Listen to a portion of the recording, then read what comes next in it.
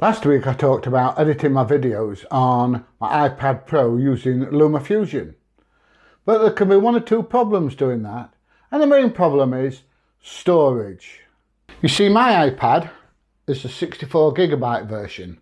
That doesn't leave you a lot of room to store your videos. Because as you know, if you're shooting in 4K, that storage that you've got can disappear just like that. Oh, that hurt. I'm going to have to put my sling back on.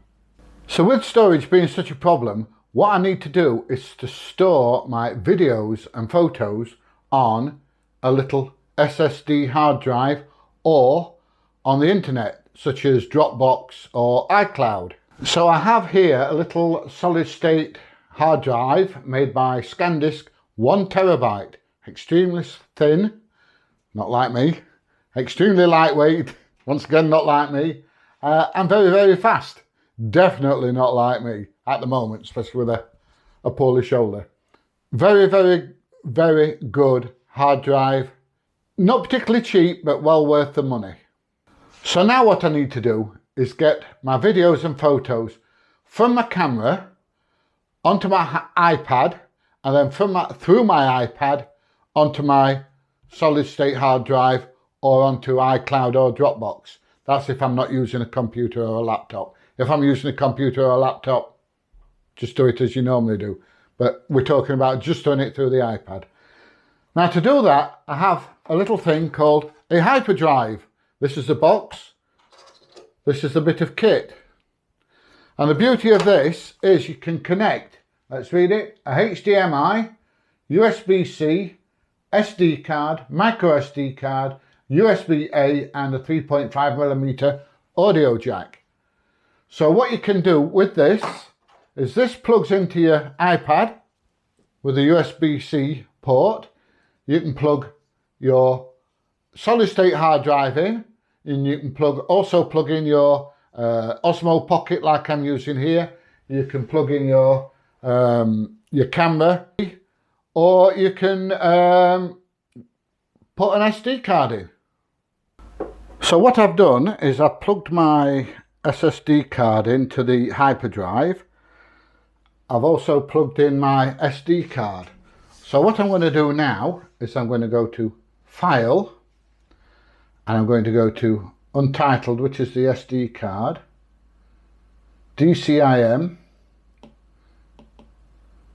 Fujifilm, which contains all the videos, and they're all there, look.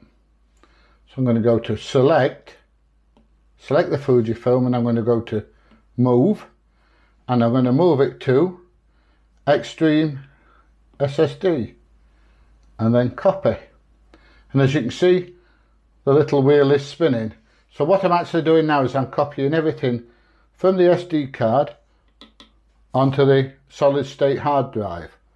Now the reason I've used this adapter instead of plugging the USB-C into the hyperdrive is quite simple.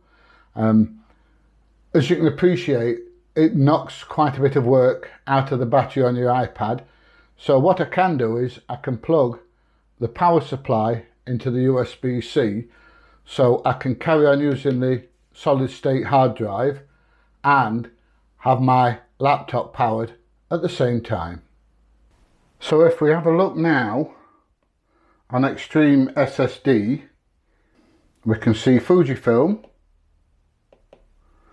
and there are all my videos downloaded, all ready to go. Videos and photos. The only problem is that when it's copying from the when it's copying from the SD card onto the SSD drive, all you've got is that little wheel spinning around. What you could really do with is a bit like on your Windows, where there's a little bar going across to show how much data has been transferred. But other than that, that's it done. Copied over. There are other ways to take your data from an SD card and get it into your iPad, and one of them is using one of these, a WD My Passport. The beauty of this is it is wireless. All I have to do to copy the data from here onto the hard drive is just plug it in, and it copies it over automatically. When it's finished copying over, I can plug this into the iPad and use the photos and videos. I will put my teeth in.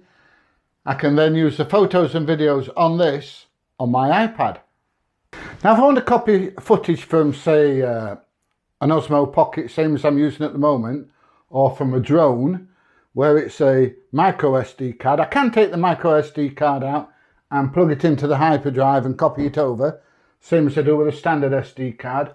Or I can plug the Osmo Pocket into the hyperdrive and copy exactly the same way straight onto the SSD.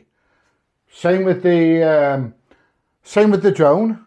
I can plug the drone into the hyperdrive and copy directly from the drone directly onto the SSD drive. Now if I don't want to use a solid state hard drive or any other kind of hard drive, what I can actually do, I can copy from my SD card or directly from my camera, my Fujifilm X-T3, my drone, and from my Osmo Pocket directly to iCloud, and then I don't have to plug anything in and I can work directly from iCloud.